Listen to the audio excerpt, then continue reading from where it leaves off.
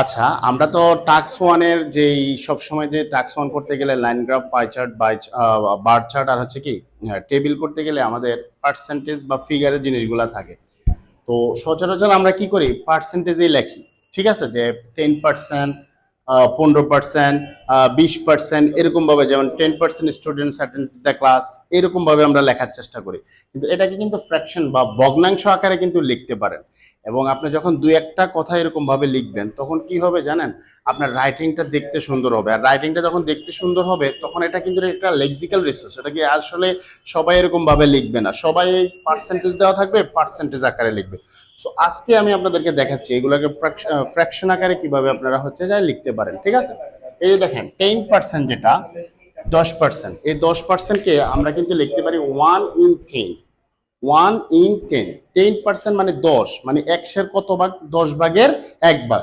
তো আমরা এখানে লিখতে পারি 1 in 10। একটা জিনিস মনে রাখবেন, 1 in 10 পার্সেন্টেজ কিন্তু লিখবেন না, 1 in 10%। এখানে যেমন দেখতে পারেন দ্য 10% স্টুডেন্ট, এটা লিখতে পারেন না, কিন্তু এখানে 1 in 10% স্টুডেন্ট লেখার দরকার নাই, 1 in 10 স্টুডেন্ট। ঠিক আছে, এতটুকু লিখলেই এনাফ হয়ে যাবে। 1 in 10 student attended the class. এটা 1 in 10 দ্বারা বোঝাচ্ছে কি, আপনাকে 10% কে বোঝাচ্ছে, কত পার্সেন্ট বোঝাচ্ছে।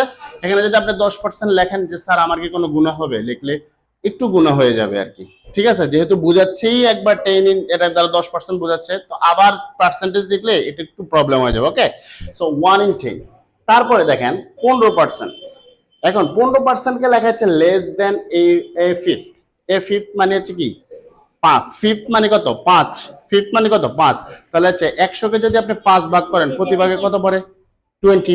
কত পড়ে, 20 পড়ে না। তাহলে হচ্ছে আমরা 20 এর নিচে আছে, তার জন্য আমরা এটা কি লিখলাম, লেস দেন আ ফিফথ। কথা কি বুঝতে পারছেন? ঠিক সিমিলারলি এবার 20 আসছে, তাহলে আপনার কি লেখা উচিত, এ ফিফথ লেখা উচিত। কি লেখা উচিত, a fifth of student, a fifth of student. বুঝা গেছে নাকি, a fifth percentage of student লিখবেন, আর ফিফথ লিখলেই হবে। অলরাইট, তারপরটা দেখেন, এটা খুবই সুন্দর এবং স্মার্ট, আপনারা চাইলে ব্যবহার করতে পারেন। কোয়ার্টার, এই কথাটার সাথে আমরা মোটামুটি পরিচিত। 25% কে কি বলে, এ কোয়ার্টার।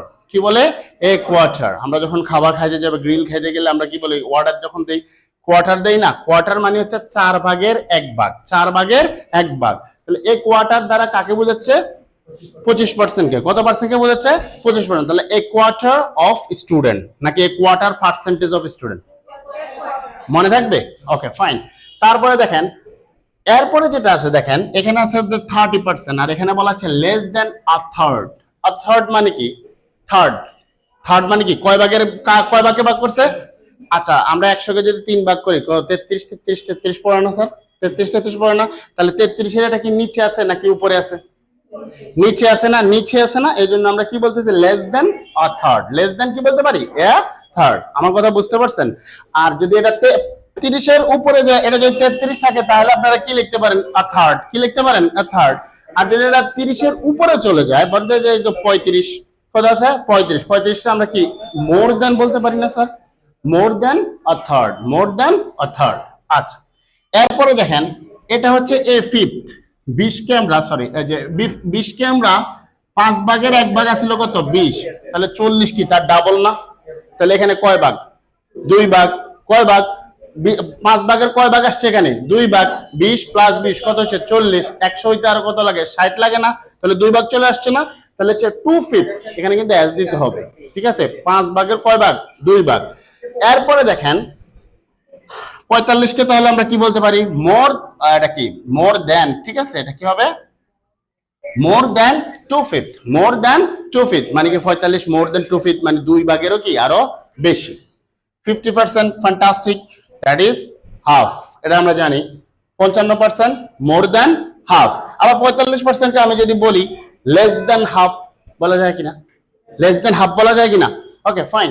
তারপরে দেখেন 55% যেটা মোর দেন হাফ বললাম। এবার আসেন 64। এখন বলেন তো, এটা যদি 2/5 হয়, তাহলে এটা কত ফিট, কারণ 20 20 দুগুণে কত, 40।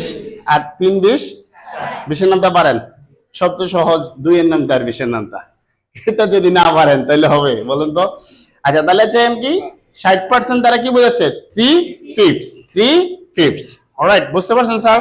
এরপরে দেখেন এই যে জিনিসটা আছে কত পার্সেন্ট? 65%। কত পার্সেন্ট? 65%। আর এখানে বলা হচ্ছে থার্ডস। কত বলা হয়েছে? থার্ডস। মানে 3 ভাগের কয় ভাগ? 2 ভাগ। 3 ভাগের কয় ভাগ? মানে 100 কে যদি আমি 3 ভাগ করি তাহলে প্রতি ভাগে কি 33 33 পড়ে না স্যার? বলেন তো। তাহলে হচ্ছে এই 33 এই 33 কত হয়? 66 হয়। তাহলে আমরা 65 কে কি 2/3 অলমোস্ট ধরতে পারি। ঠিক আছে, তাহলে অলমোস্ট 2/3 বলতে পারবো না স্যার? আচ্ছা, এরপরে দেখেন 1 in 10। 1 in 10 মানে 10 কে আমরা কি বলছিলাম? 10 কে আমরা 10 মানে 100 এর ভিতরে 10 হচ্ছে একটা ভাগ। 100 এর ভিতরে 10 কয়টা ভাগ? এখন 70 কয় ভাগ? 7 in 10। 7 in 10 পার্সেন্টেজ নাকি 7 in 10 অফ পিপল? পার্সেন্টেজ দেওয়ার দরকার আছে? এটা দ্বারা বুঝাচ্ছেই 100 এর ভিতরে কতজন? 70 জন। তারপরটা দেখেন 3 কোয়ার্টার। 25 যদি 1 কোয়ার্টার হয়, 50 হাফ, 75 কত হবে? 3 কোয়ার্টার। 3 কোয়ার্টার মানে কি? 25%। 25 দুগুণে 50, 3 25 75। এরপরে যা দেখেন এটা কি আছে? 4/5। এখানে বলেন 20 যদি 1/5 হয়, এটা যদি কি হয়? 2/5 হয়, এটা যদি 3/5 হয়, তাহলে 4/5 80% কত? 4/5। 4/5 of students attend the class অথবা 4/5 visitor went to Canada বলা যাবে স্যার? সবসময় মনে রাখবেন পার্সেন্টেজ গুলো সবসময় ব্যবহার না করে এরকম ফ্র্যাকশন ব্যবহার করবেন। এতে আপনার রাইটিংটা খুব হেলদি হবে। অনেস্টলি রাইটিং টাস্ক ওয়ানটা অনেক বেশি হেলদি হবে। সবাই বুঝতে পারছেন তো না স্যার? ওকে, ঠিক আছে, থ্যাংক ইউ স্যার।